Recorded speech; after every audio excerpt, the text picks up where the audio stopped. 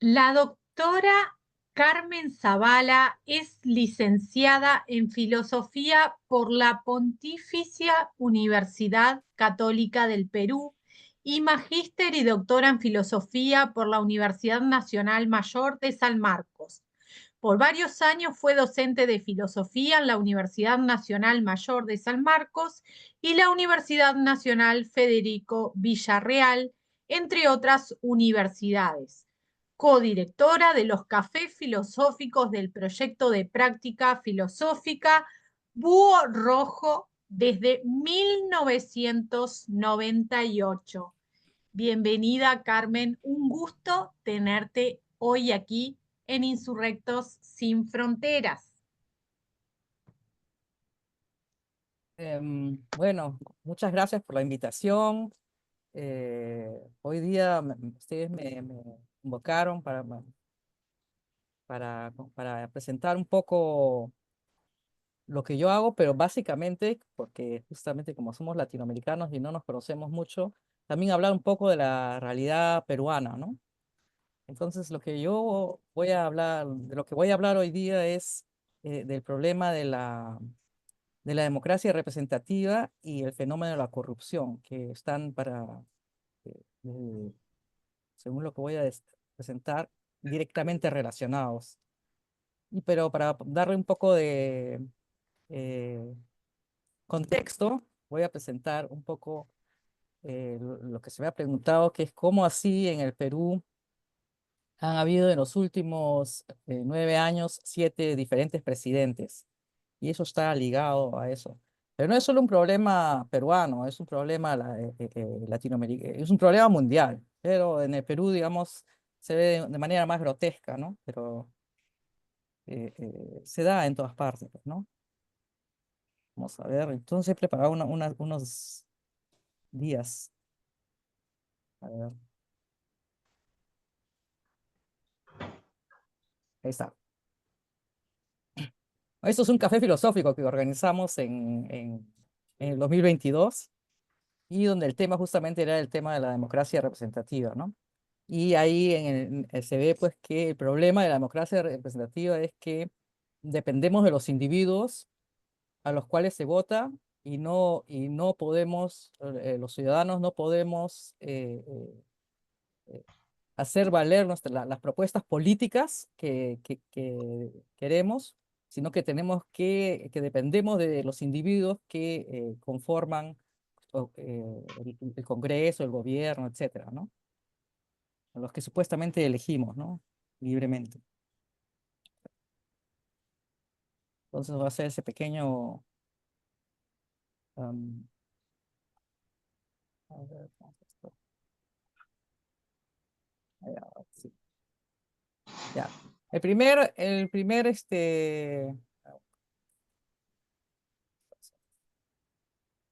El- digamos, en los últimos 9 años los empezamos con el 2016, donde Ollanta Humala termina su mandato, el presidente Ollanta Humala, ¿no? Que había postulado contra Keiko Fujimori, que seguía la línea del dictador de su padre, ¿no? Él era un militar que proviene de una familia política progresista, conocida en el Perú, él, que era militar, y su hermano Antauro, que también era militar, em, se levantaron, hicieron un levantamiento armado contra Fujimori, lo cual hizo que la gente en el Perú tomó en serio digamos, la capacidad que pudiera tener y la voluntad que pudiera tener de realizar cambios en el Perú, ¿no? Ese levantamiento fracasó, ¿no? En algún momento ya, bueno, fue traicionado, ¿no? Como suele suceder, y estuvieron presos un tiempo. Y después salieron libres, ¿no? Después de terminar su gobierno, o- bueno, él lo que había hecho, lo importante acá es que el voto hacia Ollanta Humala de parte de la población era por por cambios estructurales, eh, por un progreso, por cambios eh, eh, o sea, proponía un gobierno de izquierda, básicamente, ¿no? Pero no cumplió nada de lo que dijo, ¿no? Como suele suceder. Y finalmente, después de terminar su gobierno, fue acusado de lavado de activos. Acá viene el tema de la corrupción, ¿no? Em, Fue acusado de lavado de activos porque supuestamente Hugo Chávez, o sea, habría recibido dinero de Venezuela y de la empresa Odebrecht, ¿cómo se llama? Brasilera, ¿no? Porque ellos consideraban, o él se mostraba a sí mismo como un potencial gobierno, representante de un gobierno de izquierda, y por eso estos Lula o la empresa Odebrecht forma parte de este, o sea, que es brasilera, y Venezuela habrían financiado su gobierno. Eso no está aprobado todavía, pero podría ser, ¿no? Acá comienza el primer problema, ¿no? El cargo de recibir dinero de Odebrecht, ¿no? Odebrecht es una empresa brasilera que supuestamente habría financiado la campaña, ¿no? Porque le iban a permitir construir la vía interoceánica, ¿no? A esta empresa. eh, Todas las empresas en el mundo, ¿ya? Pagan a los gobiernos para recibir la buena pro. No existe ninguna empresa que funcione en el Perú y en la mayoría de los países del tercer mundo que no haya pagado para recibir la buena pro, ¿no? O sea, también las empresas que quedaron fuera, que no fueron seleccionadas, habrían propuesto algún pago. Entonces estamos en una situación en que la corrupción es digamos, es el modo como se manejan los negocios. También se ve en las películas norteamericanas que ellos invitan a los asiáticos y les ponen mujeres y licor para que se firme un contrato, ¿no? Ese es el modo como funciona el capitalismo. Pero cuando, cuando digamos, el, el gobierno o el grupo de personas que hacen esto es contrario a los intereses de la derecha, acusan, ¿cómo se llama? Sacan a flote estos actos como si fueran unos actos corruptos y la gente, bueno, se altera, pues, ¿no? Vamos a ver sobre eso, ¿no? También. Sí.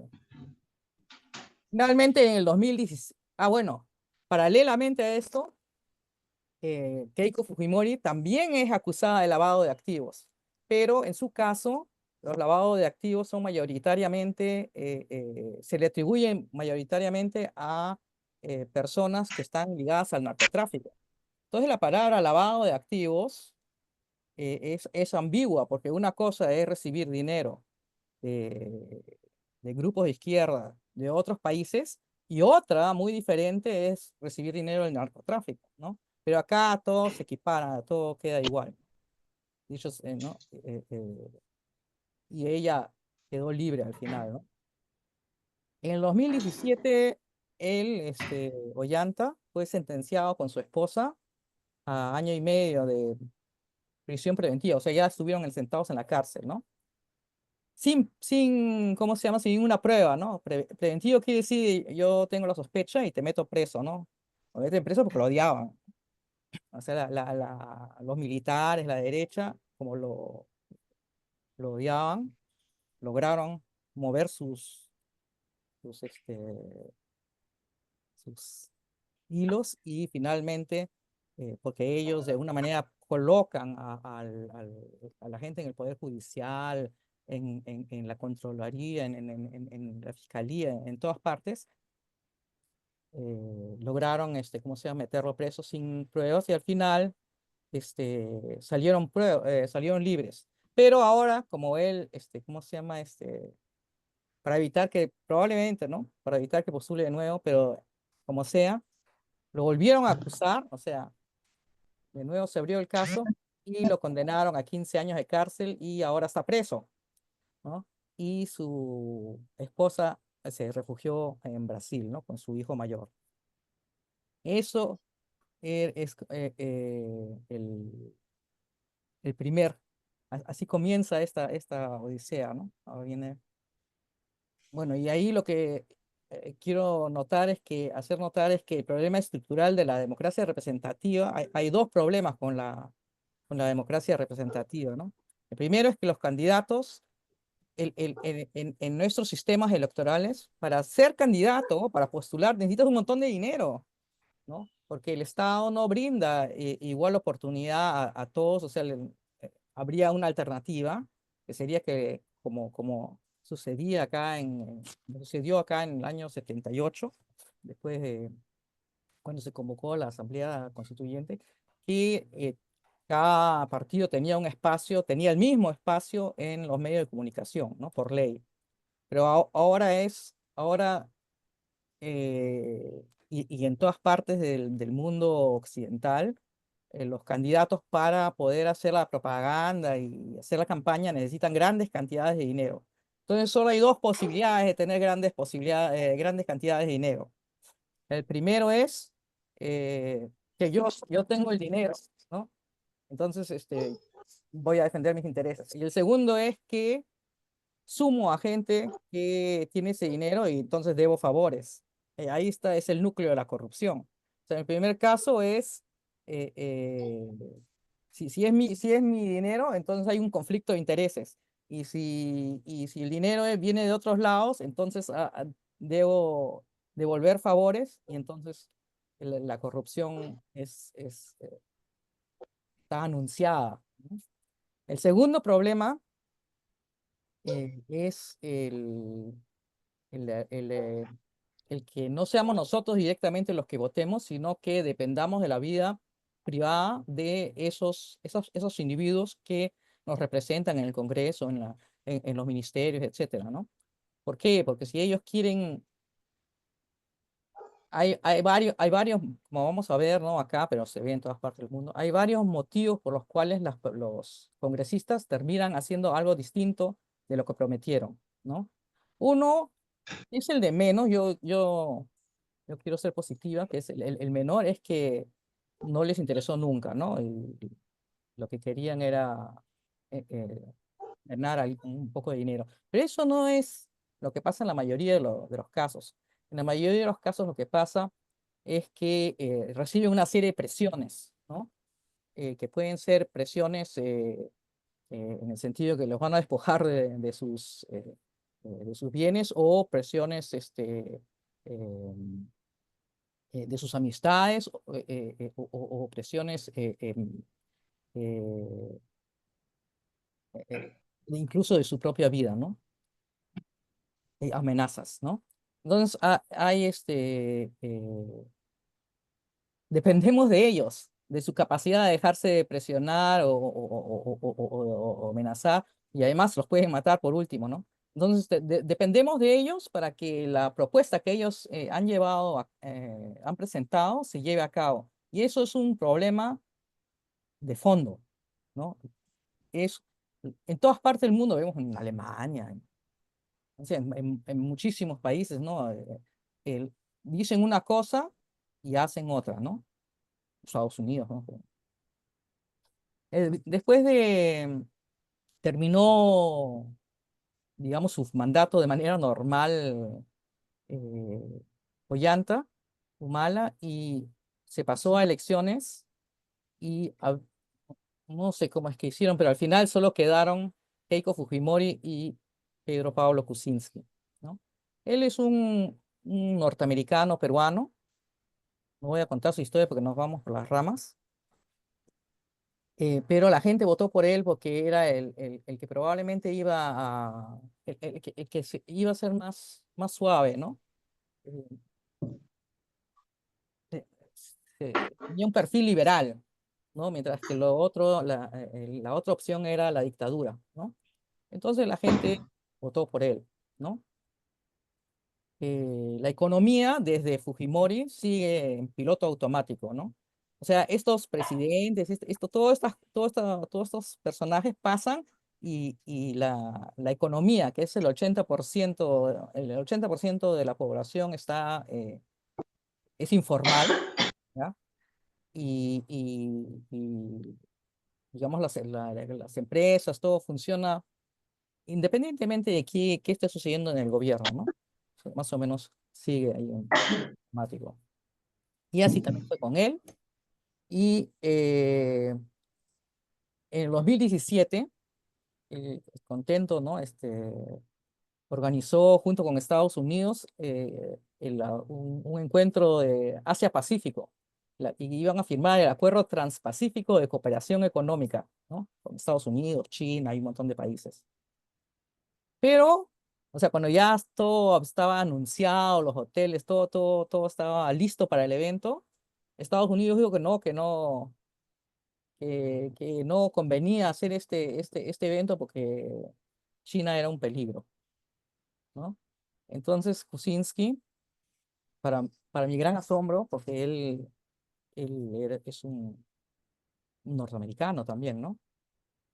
Dijo que no, entonces no importaba, que nosotros íbamos a seguir, no necesitábamos a Estados Unidos, ¿no? Qué raro, ¿no? Que diga eso. Y efectivamente el evento se llevó a cabo sin Estados Unidos, ¿no? A las 2 semanas, ¿ya? Salieron todos los trapos sucios de Kuczynski, ¿no? Conflicto de intereses.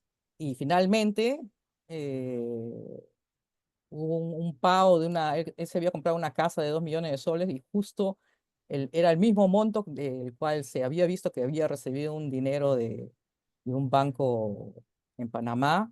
Entonces, o en fin, un pago indebido, ¿no?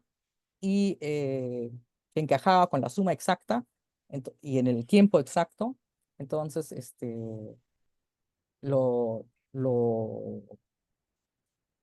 hicieron, bueno, lo quisieron enjuiciar, ¿no? Lo acusaron en el Parlamento y él terminó por renunciar, ¿no?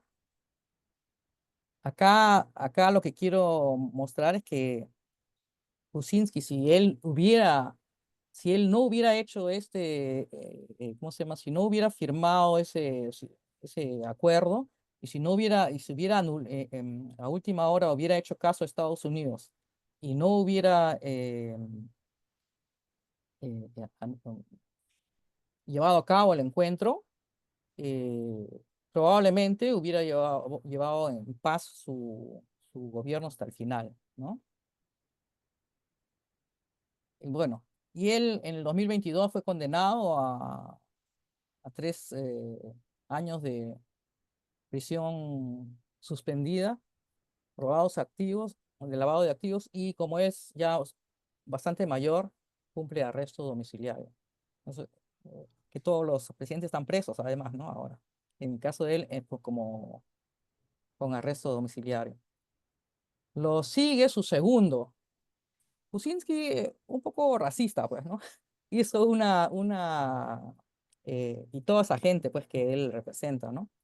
Hizo una encuesta, un censo a nivel nacional donde nos quería clasificar a todos por raza, que fracasó, por suerte, ¿no? A veces la incompetencia de la gente es una virtud, ¿no? Entonces ese censo no funcionó bien, pero vamos a la idea, ¿no? Entonces, pero para hacerse popular, puso en su plancha a Martín Vizcarra, que era el gobernador de una provincia en el sur, eh, Moquegua, ¿no? Se lo puso ahí, ¿no? Pensando, bueno, está ahí de adorno prácticamente, ¿no? Pero cuando lo vacaron, era el vicepresidente y tomó el poder, ¿no? Entonces, y él lo que hace es convoca a un referéndum, ¿no? Primero hace eso que yo mencioné que existía en los años en el 78, de forzar a que todos tengan el mismo acceso a la propaganda electoral y luego convocó a un referéndum, ¿no? Sobre la conformación de los jueces y fiscales, ¿no? Porque estos eran prácticamente designados entre ellos, pues, ¿no? Y por eso es que no había pues ninguna claridad sobre la justicia, ¿no? Sobre el sistema judicial, sobre el financiamiento de las organizaciones políticas que fuese transparente.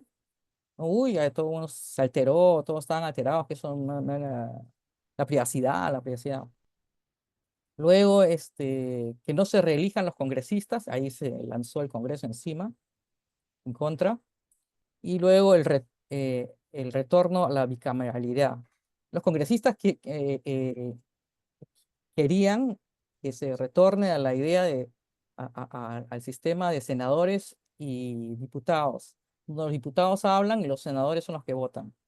Entonces la gente eh, votó sí por todos estos cambios, menos el último, que la gente no quiere pues que haya senadores y diputados, ¿no? Ya suficientes con los congresistas que hay, ¿no? Esa fue la voluntad popular. Entonces, pero bueno, tenía todo el Congreso en contra y cuando presentó sus ministros, em, eh, se lo rechazaron y la Constitución 2 veces, y la Constitución dice que si el Ejecutivo presenta 2 veces una plancha ministerial y no los aceptan y presenta la tercera, entonces, y no lo aceptan en ese momento, se puede disolver el Congreso. Entonces él disolvió el Congreso, ¿no? Porque pasó eso justamente, ¿no? Ese es el antecedente que hay que conocer para entender lo que pasa luego con Castillo. Entonces, pero como habían hecho tanta propaganda contra Vizcarra porque había hecho este referéndum, eh, el Congreso, porque no hay partidos políticos en el Perú, sino que son casi todos individuos, ¿no? Que después se reorganizan prometen cualquier cosa y luego se reorganizan y hacen cualquier otra cosa, ¿no?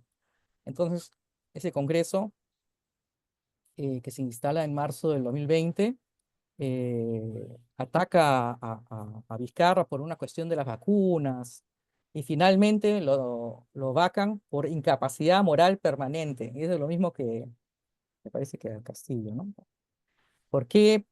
Porque habría habido una malversación de fondos cuando era gobernador de la región del sur, o sea, cuando era en el 2011, ¿no? O sea, hace muchos años atrás, supuestamente habría habido una malversación de fondos. Ojo que malversación de fondos en el Perú quiere decir que si tenía que usar plata para comprar una manguera y la usé para comprar tornillos, entonces, pero aún así, eso nunca fue probado, ¿no? Entonces, eh, se lo sacan de encima, ¿no? Y bueno, ahora como se había postulado había pretendido ser candidato a la presidencia, lo han vuelto a, le han vuelto a sacar una serie de enjuiciado de cualquier cosa para que vaya a la cárcel y no pueda postular, ¿no? Porque se vienen las elecciones del 2026. Entonces lo sacan, pues, ¿no? Lo sacan y la gente está rabiosa porque la gente quería a Vizcarra, ¿no? Y ponen a uno que era el presidente de ese nuevo Congreso, que se llamaba Manuel Merino. Ese estuvo 5 días nomás en el poder. Eh, en esos 5 días, este era ultra, ultra conservador, así, el Opus Dei, una cosa así loca, ¿no? Entonces, nadie había votado por esa opción. O sea, o solo un pequeño grupito, pues, ¿no? Entonces la gente salió a la calle en todas partes, fue unas revueltas enormes contra Merino, pero él en esos 5 días, sabiendo que con la gente en la calle y todo, cambió todos los mandos medios y los mandos altos de las diferentes instancias de gobierno, ¿no?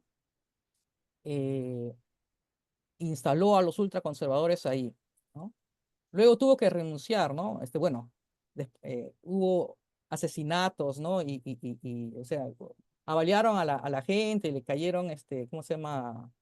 Este, hubo 2 muertos de bala y un montón de heridos de bala porque él dio orden de disparar a los manifestantes, ¿no? Porque no tenía cómo controlarlos.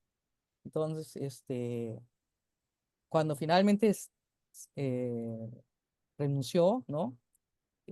Los cambios políticos que él hizo no se dieron marcha atrás. O sea, él, en esos 5 días, todo lo que él hizo quedó, ¿no? Eso es lo insólito, pues, ¿no? Em, Luego a este hombre, ¿no? La presidenta actual, ¿no? Dina Boluarte lo condecora, ¿no? Como un gran presidente, ¿no? Y se le hizo un juicio, pero quedó libre, ¿no? En el 2023 lo liberaron de toda responsabilidad por la usurpación de gobierno, porque él no le correspondía, en realidad, ser el presidente, sino que él junto con los militares se asignó ese puesto, ¿no? Y ahí le sigue, el Congreso, discuten, debaten y nombran como presidente de transición hasta las nuevas elecciones a un Francisco Sagasti, ¿no? Un tipo liberal, un partido que se llama Partido Morado. eh, y este, bueno, él lo que hizo es que pasó al retiro a todos a una serie de generales, porque estos estaban pues manejando el país, ¿no? Los pasó a retiro, y además, según él, estaba maquinando un golpe contra su gobierno, ¿no? Y entonces, como había hecho eso, comenzaron a circular voces de que él, cuando hubo la toma eh, de la embajada de Japón ¿cómo se llama? Por el MRTA, que era un grupo terroristas, ¿no? Eh, y él había estado en la embajada, comenzaron a circular voces de que él simpatizaba con ellos. Entonces, para limpiarse, agarró y sacó de sus casas a 77 personas, ¿no? Acusándolos de que pertenecían a un movimiento que se llama Movadef, que es un movimiento de derechos fundamentales, derechos humanos, y que era un movimiento legal, registrado, y porque la policía le habría dicho que en realidad ellos estaban, eh,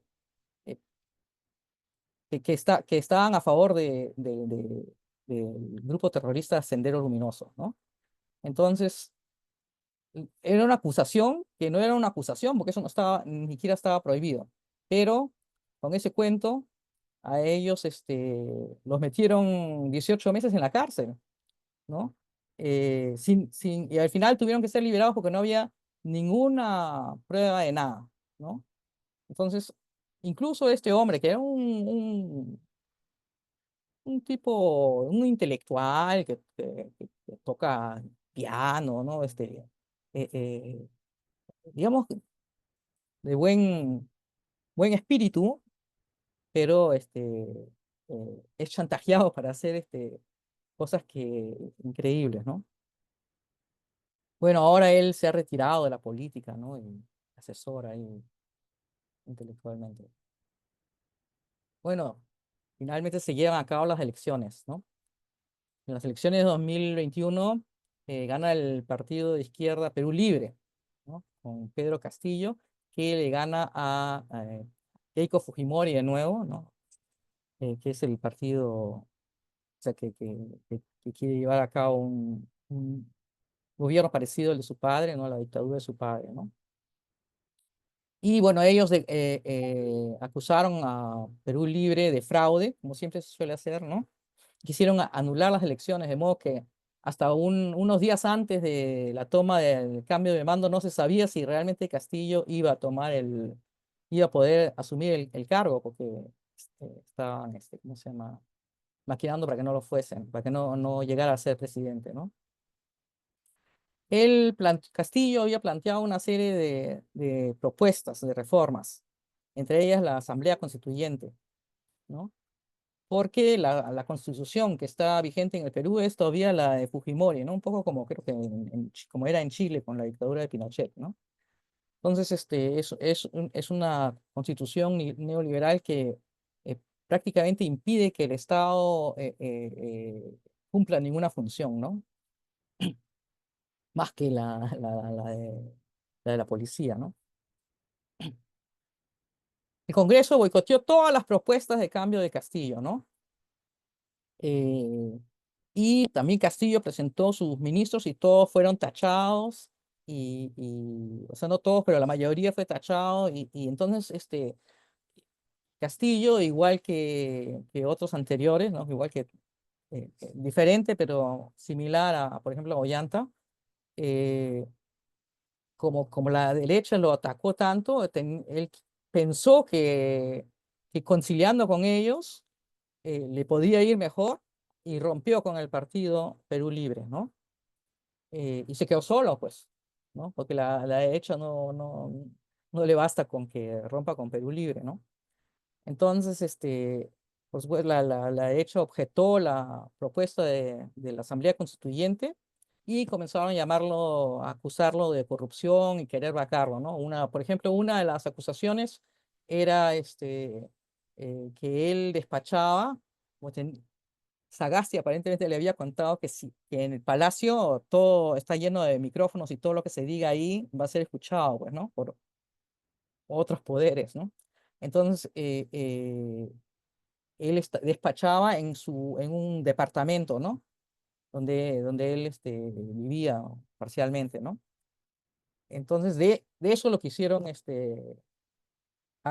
denunciar, de que era no me acuerdo cuál era, cómo iba la acusación, pero algo así como conspiración, qué sé yo, ¿no? Pero en el Perú eso es normal. O sea, los anteriores presidentes también despachaban en sus casas, ¿no? Entonces, pero contra Castillo, eso se le consideró un delito, ¿no? Entonces, ojo que el tema de la corrupción vale siempre para el otro, ¿no? Para aquel al que de todos modos yo quiero dañar, ¿no? Em, Entonces ¿por qué disuelve el Congreso? Porque el Congreso ya habían salido las voces, o sea, todos nosotros estábamos esperando que el Congreso había dicho, que anunciado así de alguna manera, que lo iban ¿cómo se llama? A detener por corrupción. O sea, la escena que estábamos esperando, no, esperando no en el sentido de querer que suceda, sino que parecía que iba a suceder, es que lo iban a agarrar en el Congreso y lo iban a llevar ahí ¿cómo se llama? Amarrado y denigrado delante de todo el mundo, y un poco significaría que es denigrar la voluntad popular, ¿no? O sea, si tú quieres cambiar el país, esto es lo que te espera, ¿no? Entonces, ante esa situación, Castillo se adelanta, mal aconsejado, y disuelve el Congreso, ¿no? Un poco como hizo Vizcarra, pero en este caso fue tomado preso por la policía que no tenía, nadie le dio digamos, ese poder a la policía, sino que lo autos asumió teóricamente, ¿no? Que no había ninguna autoridad por encima que pudiera eh, eh,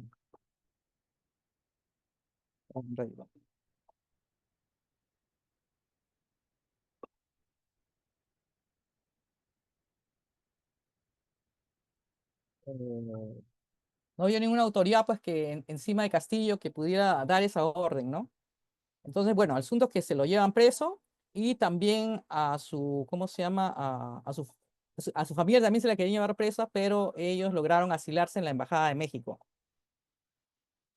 Eh, entonces Castillo ahora, ojo que una cosa que la prensa no notó, la prensa no, nadie en la prensa mencionó el hecho de que cuando la familia de Castillo huye a la embajada de México, estaba Castillo, su esposa, su hija, pero no estaba su hijo de 17 años, ¿no? Y nadie, no estaba y nadie preguntó dónde estaba, ¿no? Eso es importante también saberlo, ¿no? Hasta el día de hoy nadie pregunta. Entonces, ahora pues está preso en prisión preventiva, porque acá todo el mundo está preso en prisión preventiva, o sea, sin cargos, ¿no? Sin juicio, ¿no? Y ahí está sentado, ahí está preso junto con Humala y con otro presidente Toledo anterior, ¿no? También acusado de corrupción. Y bueno, ahora tenemos a Dina Boluarte, ¿no? Que era la segunda de Castillo, pues, o sea, era militante de Perú Libre también, ¿no? Entonces, al principio la gente estaba, pues, la gente estaba indignada, ¿no? Salió a las calles, la gente protestó, ¿no? Pero, eh, había un momento todavía de espera de qué va a hacer esta persona, ¿no? Porque era, pues, supuestamente militante de Perú Libre. Pero, se vio, pues, que ella no, ¿cómo se llama? Que ella no quería saber nada con el Partido Perú Libre. Había ya dicho antes que no quería, cuando vio que atacaba a Castillo, ella se replegó, ¿no? Y bueno, hubo protestas a nivel nacional y también en este caso dieron orden de meter bala y hubo 50 asesinados y más de 1.400 muertos. O sea, algunos de los asesinados no tenían nada que ver con las marchas ni siquiera, ¿no? Como suele suceder cuando ya las cosas se, se salen de las manos, ¿no?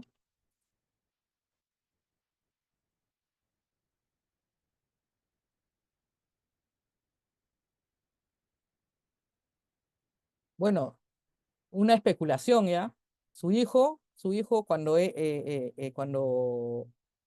dijeron que ella cuando estaban en la disputa de si a Castillo lo iba a seguir el Congreso y habían tenido la mala experiencia de Merino, o la vicepresidenta, eh, o sea, Dina Boluarte, su hijo estaba en la academia diplomática y dijeron que lo iban a sacar, o sea, que no iba a entrar, ¿no? O sea, y estaban presionando que no. Entonces, luego que ella asumió el poder y siguió, digamos, la línea, pues, de la Constitución del 93, o sea, no, prácticamente en piloto automático. El hijo ahora sí terminó su carrera y está ahora designado en las Naciones Unidas, ¿no? En la sede de Nueva York. Y entonces, esa es la situación ahorita, ¿no? En el Perú. Ahora sí termina esta historia.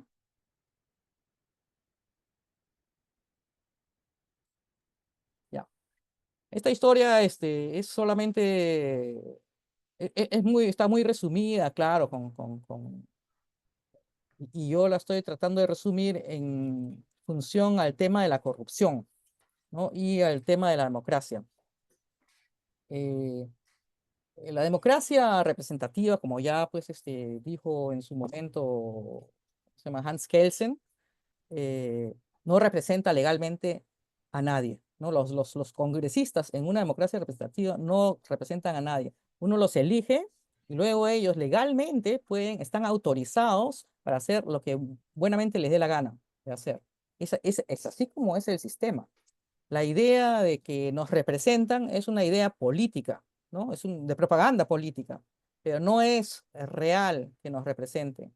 Entonces, lo que yo propongo, ¿no? Y un grupo más proponemos es que volvamos a la democracia, mejor dicho, no que volvamos, que vayamos hacia la democracia directa. Por ejemplo, ¿no? Una posibilidad sería que el Congreso debate las leyes, ¿no?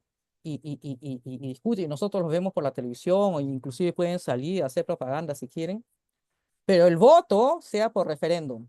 O sea que nosotros pudiéramos por referéndum votar por todas las leyes directamente. Antes eso no se podía hacer porque era impráctico. Pero ahora que existen los medios digitales, eso es completamente factible. No hay ninguna necesidad de que nosotros dependamos de si lo van a meter preso, si lo van a asustar o si cambió de opinión el representante. Nosotros podemos votar directamente. Contra eso está hay dos argumentos en contra de eso, ¿no? Uno es que la gente puede ser manipulada, disculpen, pero más manipulables son 100 congresistas que 30 millones de habitantes, ¿no? Eso es más probable que manipulen. De hecho, hemos visto que lo hacen a los congresistas, a ese pequeño número, que a toda la población, ¿no? La otra, ¿cómo se llama? La otra objeción es que podría haber fraude. Bueno, hay fraude también en el Congreso, ¿no? Entonces, habría que ver los mecanismos para que eso no suceda y mecanismos de control técnico, ¿no? Y de corroborar que los votos para corroborar que los votos que se han contado coinciden con lo que la gente ha votado, ¿no? Eso no es tan difícil en realidad, ¿no?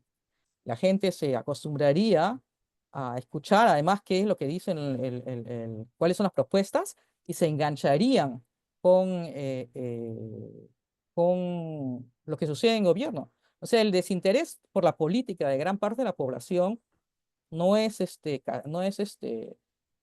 injustificado, pues si no pueden hacer nada, si al final se va a hacer cualquier cosa que no tiene nada que ver. Entonces, obviamente, la gente no se interesa por la política, o sea, mucha gente no se interesa por la política porque no hay ninguna garantía de que esas cosas que lo que ellos quieren vaya a, a concretarse en la realidad. Entonces, pero en el momento en que le dicen, oye, se va a votar esta ley, pero y esta ley directamente te, te, te- te conviene o no te conviene, y hay debates, ¿no? La gente debate, la gente se va a interesar, ¿no? Se va a interesar porque ellos directamente, nosotros directamente vamos a poder decidir sin intermediarios con respecto a las leyes. Eso es un poco la idea, ¿no? ¿No? Bueno, y lo otro que iba a plantear, lo que iba a contarles, es un poco lo que yo hago, ¿no? En el Búho Rojo, nosotros hemos tenido muchos proyectos, ¿no? Pero ahorita están corriendo desde 1998 el Café Filosófico y desde el 2022 el Ágora Constituyente, ¿no? Los cafés filosóficos son filosóficos. Surgen, como les conté a un pequeño grupo al inicio, la semana pasada, surgen porque un grupo de filósofos que nos juntamos, eh, pensamos que analizamos y llegamos a la conclusión de que las personas, eh, la mayoría de las personas, no llegan ¿cómo se llama? No toman no llegan a buenas conclusiones por la educación. El sistema, el que yo le diga a alguien, esto está bien, esto está mal, no va a funcionar. Y la prueba para nosotros, ¿ya? Era eh, que hubo como 80 años de socialismo real y con todo el poder de los gobiernos en los países socialistas, toda la infraestructura, todo el conocimiento de pedagogía y educación, ellos no lograron lo que quisieron, ¿ya? Entonces, ese método no funciona. Entonces, lo que hemos pensado es que lo único que, retrocediendo a Kant, lo único que puede hacer cambiar a las personas es el debate,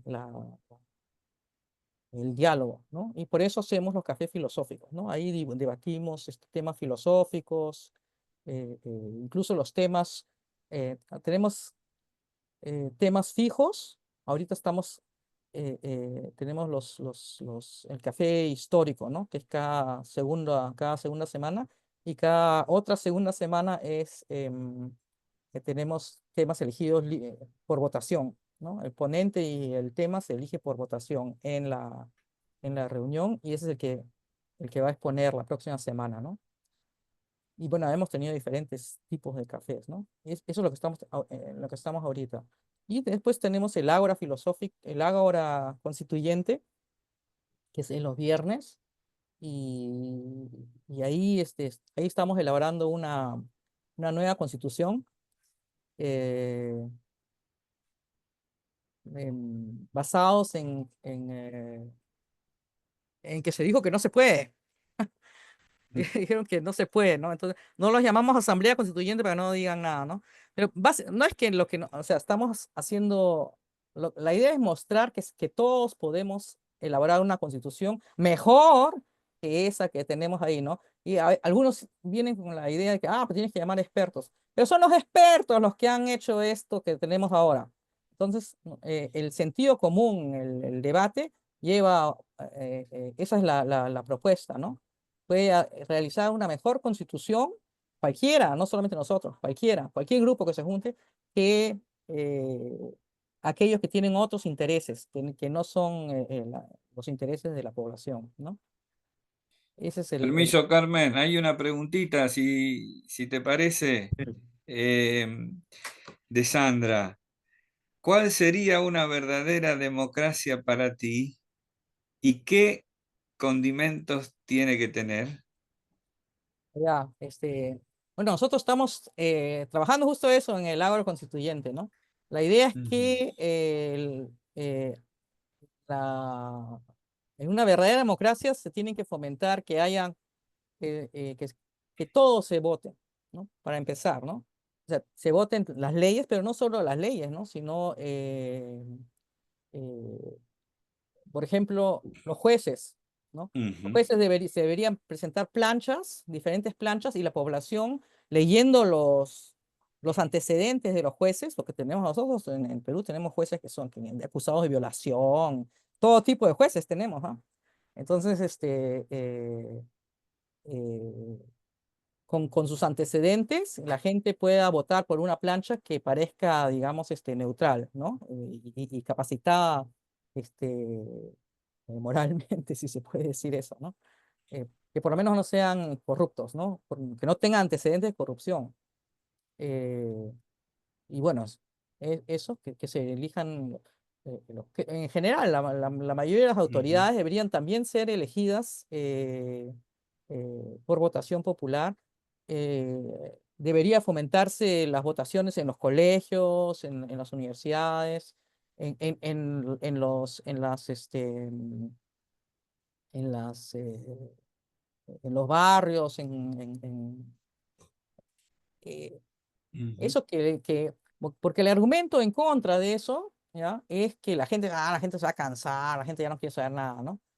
La gente no quiere saber nada porque lo normalmente, porque hoy en día hay eso, hay algunas ujú, votaciones, ¿no? Pero no tiene ningún efecto, ¿no?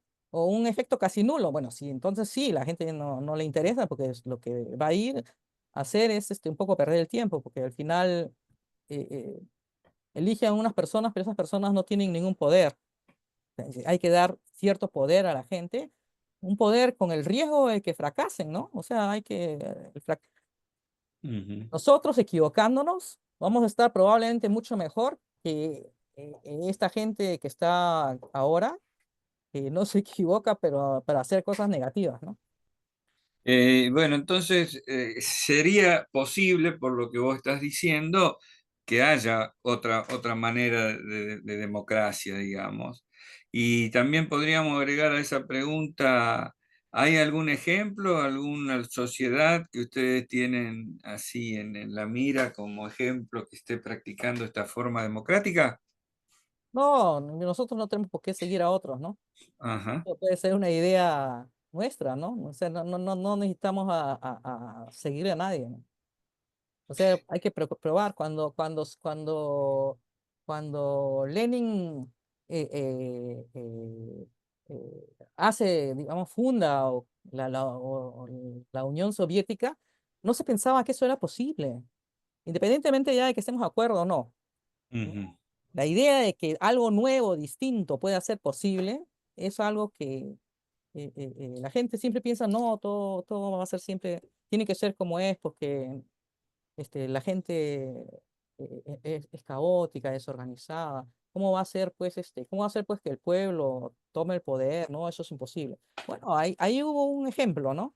Pero eso no es Ajá, el ejemplo que estamos planteando acá. Acá estamos planteando uno más democrático, por lo que acabo de decir, que creemos, creo, ¿no? Que no es bien. posible lo que se llama el adoctrinamiento, ¿ya? Ha Ajá. mostrado ser ineficaz. Otra Entonces, preguntita, Carmen. ¿Cómo hacer si el pueblo ya se ha equivocado varias veces? ¿Podrían tener la capacidad de elegir jueces y otros posteriores presidentes? Porque existe mucha indiferencia a la política. Pregunta es, Sonia. es lo mismo que ya dije, ¿no? Ajá. El pueblo no se ha equivocado. El pueblo no se ha equivocado. La gente votó por la mejor opción, pero esa opción los engañó, eso no puede saberlo, pues. Además, no depende de nosotros. Justamente cuando votan por Ollanta, cuando votan por, ¿cómo se llama? Eh, eh, eh, en Castillo, en la Argentina, cuando votan por Kirchner, no se supone que van a hacer esas cosas que hacen. O sea, Ujú. no es el pueblo el que se equivoca, ¿no? Sino que estas personas son personas. Claro. No son- Acá también otra pregunta de Sandra, más o menos estamos en esa línea. ¿Cuál considerás que es el problema de la gente de seleccionar políticos corruptos? todos los ¿Falta de políticos. interés, falta de interés político, desorientación o falta distinguir qué es lo verdadero? No, yo lo que he tratado de decir, no ha llegado bien mi mensaje, es que en Ajá, esas circunstancias todos son corruptos. Es como el ajá, Papa, ¿ya? Ahora ajá. sale que el Papa hizo, no sé, cuando salió Bergoglio, ¿ya? Todos se acordaron de que lo que pasó en la dictadura. Y lo mismo ¿no? Tú no Ujú, llegas a Papa, ¿ya? Tú no llegas ni siquiera a arzobispo o a ujú, cardenal si no has hecho alguna cosa chueca. Una persona ujú. realmente buena no llega a esos puestos. Entonces, como dice Sartre, los únicos que tienen las manos limpias son los que no hacen nada. ¿Ya? Y pues, Claro. entonces, no es que son corruptos. Todos, lo que estoy tratando de decir es que si no eres si tú no haces algo corrupto, te lo inventan. O sea, Ajá, fabrican algo, o sea, cualquiera de nosotros que estamos acá, ¿ya? Y ahora con estos aparatitos que tenemos, los celulares, te ujú. filman todo lo que haces y te arman. Si no tienes algo, si no tienes algo grave, solamente tienes algo pequeño, te lo agrandan y si no tienes nada, te arman algo. Entonces, Ujú.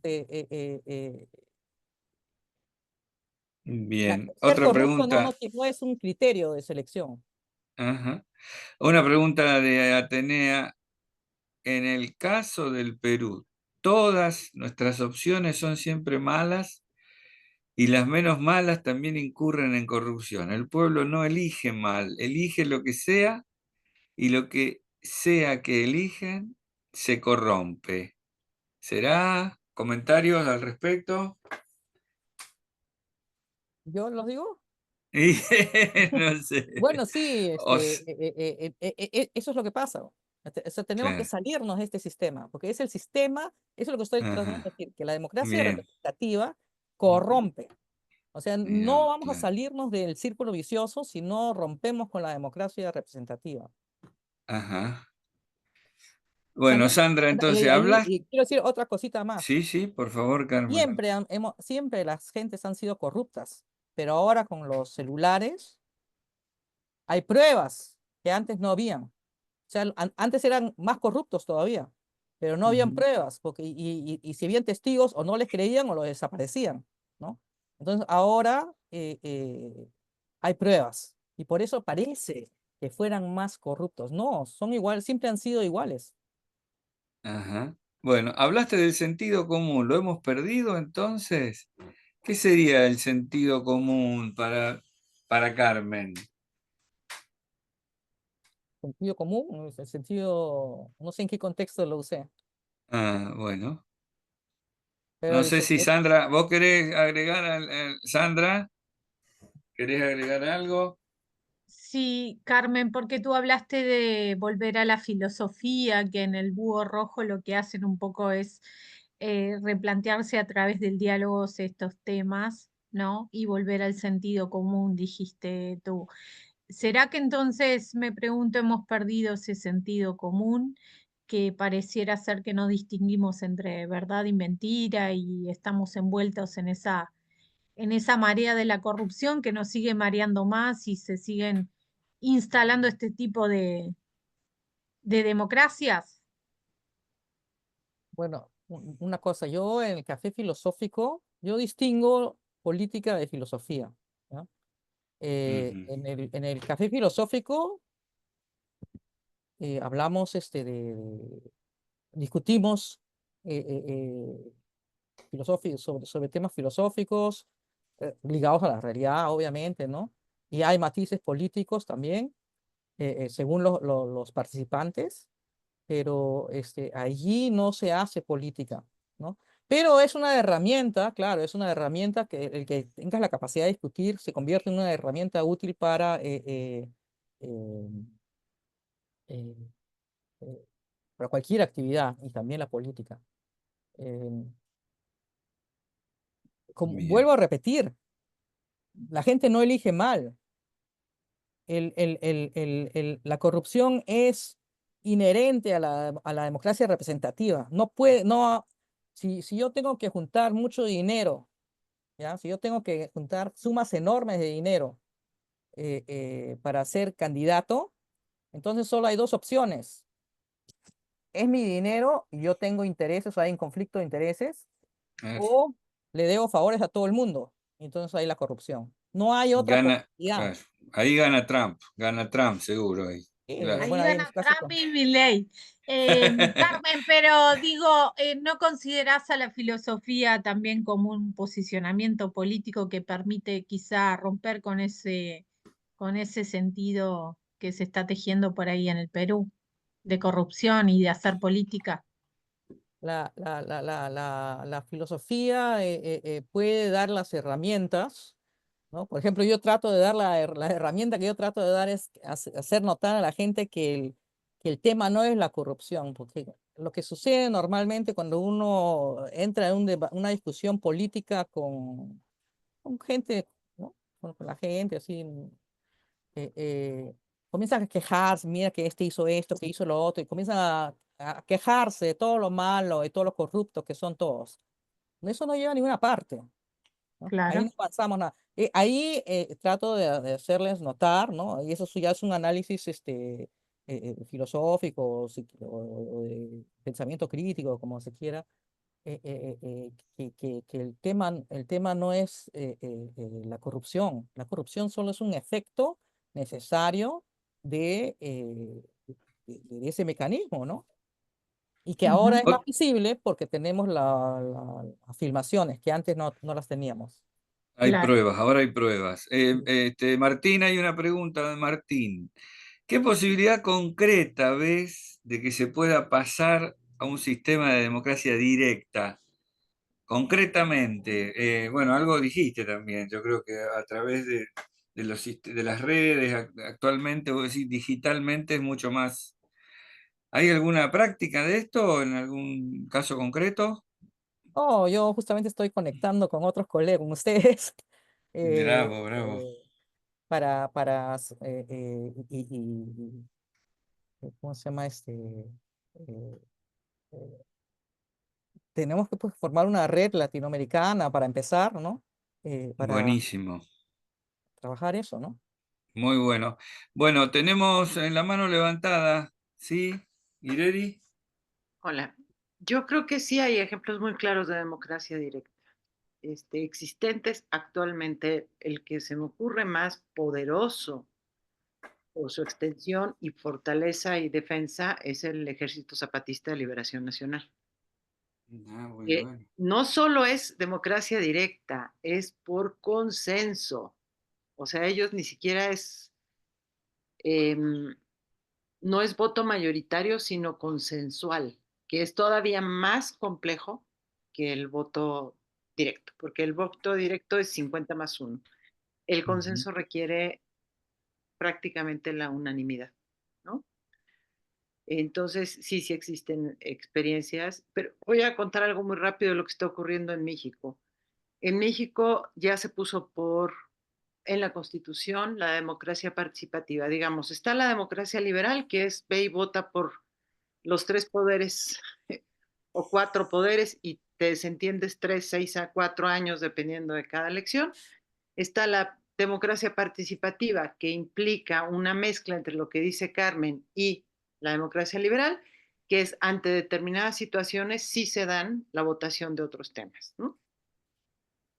Y está, digamos, la votación, una democracia participativa total en donde todo lo tendríamos que ir decidiendo.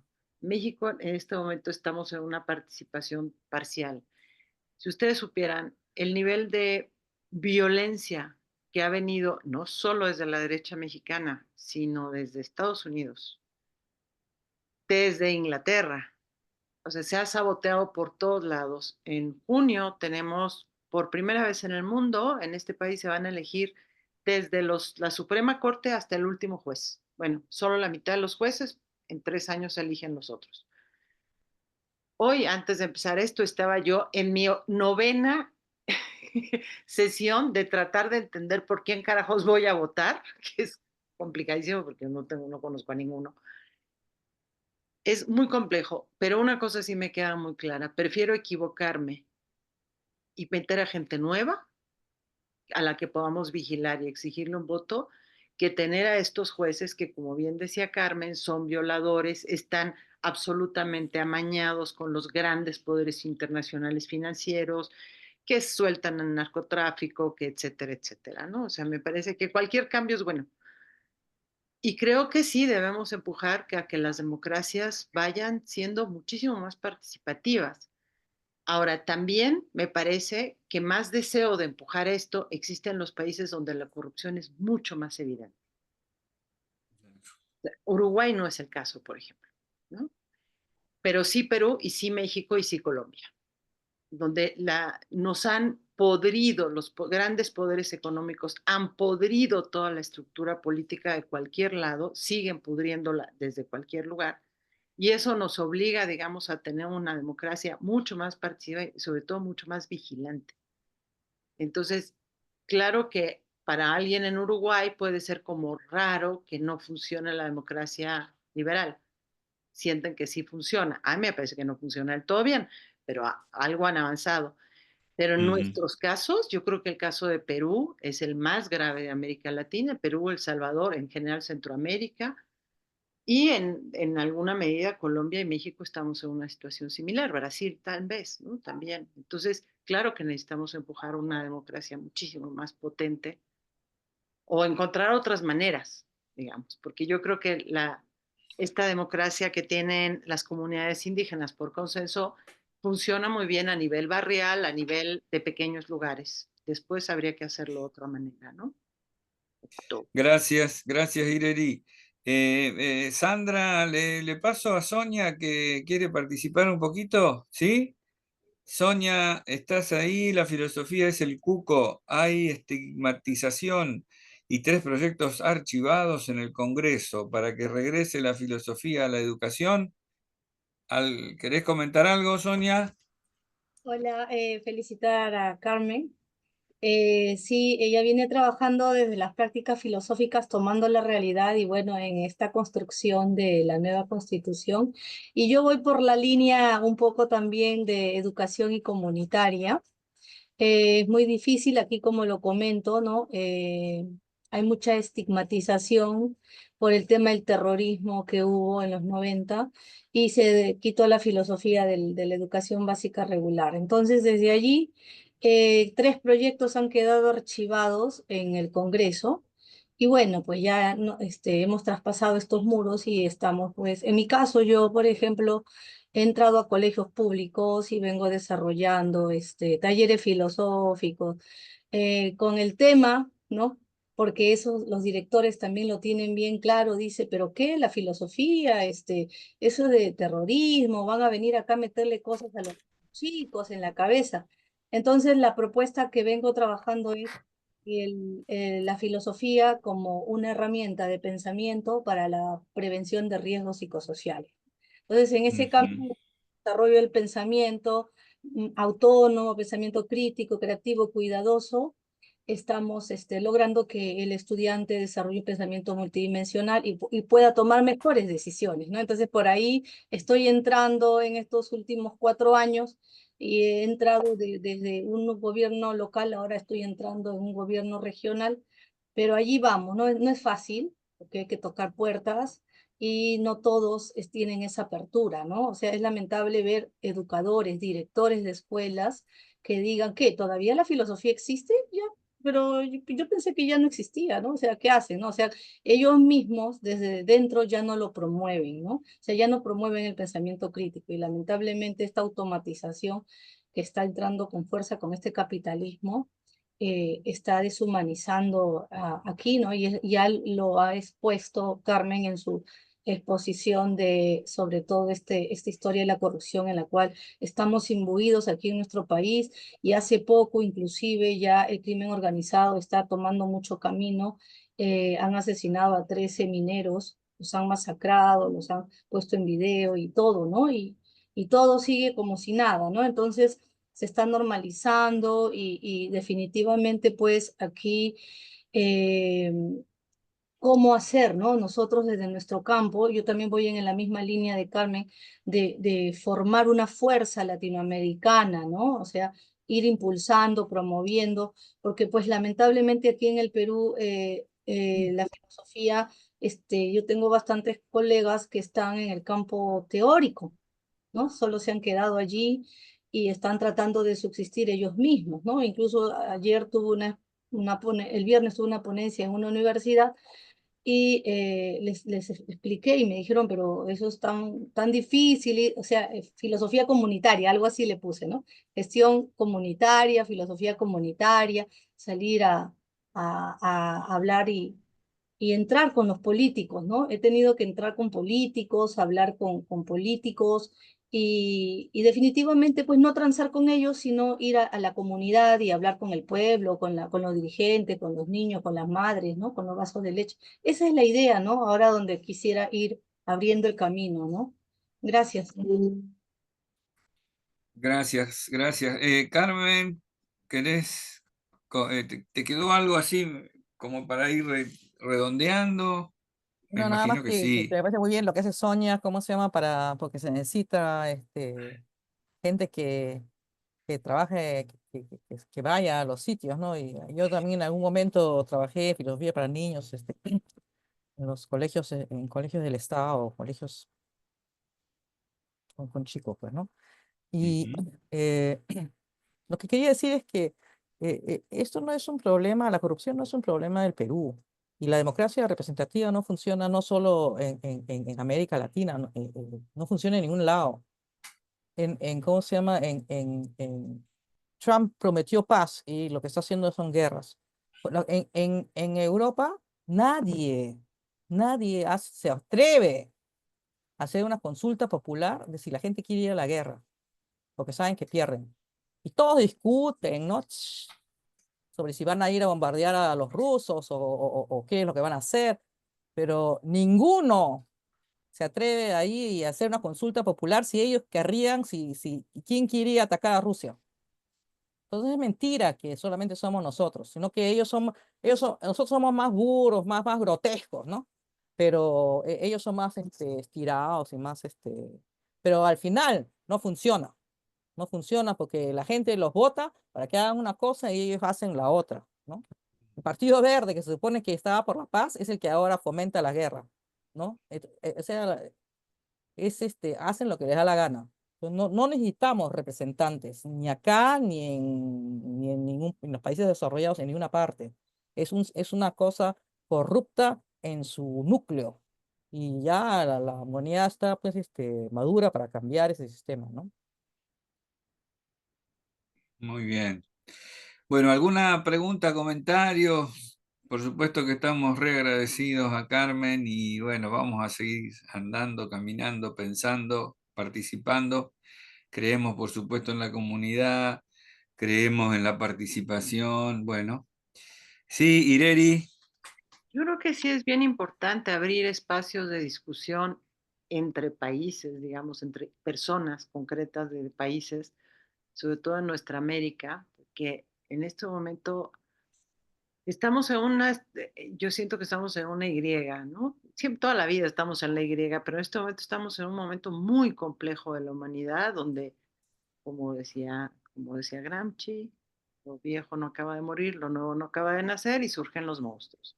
Me parece que es un momento donde sí tenemos que intensificar severamente el debate y la discusión entre nosotros, porque evidentemente estas formas electorales existentes no están funcionando y están llevando a mucha población a la pobreza y a un estado muy catastrófico, ¿no?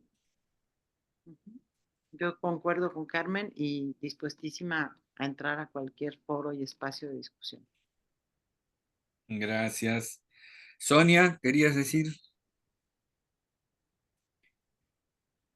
Bueno, igual también coincido con la colega que me ha antecedido, ¿no? De participar abiertamente, porque sí que necesitamos refuerzo, también para seguir fortaleciéndonos, ¿no? En unidad, porque ya aquí en nuestro país, con este tema de que ahora el Papa es peruano y que ya nos hemos abierto a, bueno, desde Chancay a Shanghái, que el puerto, que entre comillas todavía ni funciona, han abierto un puerto, esto va a, bueno, aquí Chancay es una provincia y todavía no se ha iniciado porque recién están en ese proceso, pero todo lo que se va a venir, ¿no? Todo lo que se va a venir para nuestro país. Y nosotros, pues, al menos yo desde mi mirada también, desde la filosofía y teniendo dos hijos adolescentes, ¿qué Perú le vamos a dejar, no? Entonces, ahí también va este tema, ¿no? De que este capitalismo voraz, inhumano, está arrastrando aquí, sobre todo en el Perú, ¿no? Con este tema de que ya nos hemos abierto al mundo, pero ahora con este tema de que con Chancay, por ser el centro de Latinoamérica, en el Perú, y por otros temas, ¿no? Como dijo Carmen, ¿no? Hace un momento, ¿no? Sobre cuando dijo lo del Papa, ¿no? Entonces, vamos nosotros haciendo el camino, ¿no? Porque no hay camino, hay que hacer el camino al andar y esta es la tarea, al menos desde la filosofía, ¿no? Bien difícil. Bueno, muchísimas gracias, Carmen. Ah, gracias a ustedes. A ver, Clau, ¿quiere decir algo? A ver. No, yo estaba felicitando nada más. Ah, bárbaro, entonces. Bueno, queremos agradecerle enormemente, a Carmen y a todos los que han participado y que sigan participando de Insurrectos, y